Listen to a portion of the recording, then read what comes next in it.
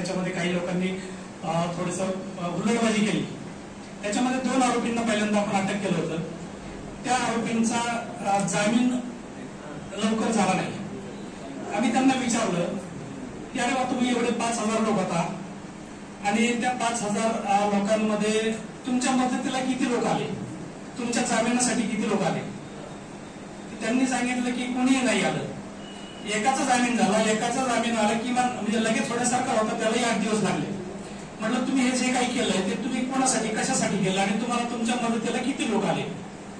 तर या बाबींचा त्यांना फार उशिरा समज पडते आणि सोशल मीडियाच्या संदर्भात आता सांगितलं आमच्याकडे प्रिव्हेंटिव्ह ऍक्शनसाठी काही लोक येतात। तर 18 ते 22-25च्या दरम्यानचे हे आहेत फेसबुक, इंस्टा वगैरे वगैरे, त्याच्यामध्ये सतत 24 तास पडीक असतात असं म्हटलं तरी हरकत नाहीये आणि त्याच्यामध्ये मी इकडली पोस्ट तिकडे फॉरवर्ड करणं वगैरे वगैरे। मी जनरली त्याच्यामध्ये त्यांच्या पालकांना बोलून घेतो, तरुण मुलं असतील तर त्यांच्या पालकांना बोलून घेतो, त्यांना सांगतो की असं असं आहे, तुमच्यामुळे असं होऊ शकतं।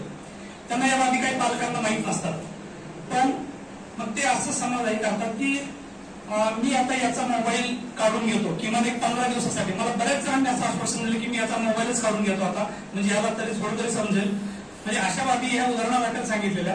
सोशल मीडियाचा वापर आपल्याकडे कसा होतो हेही या दृष्टीने आपण उदाहरण दिलंय। आपल्या ज्या काही सूचना होत्या त्या सूचना आम्ही घेतलेल्या आहेत। आपण सर्व या ठिकाणी उपस्थित राहिला याबद्दल आपणा सर्वांचे आभार मानतो। ताज्या बातम्या पाहण्यासाठी प्राईम महाराष्ट्र न्यूज चॅनलला सबस्क्राईब करा।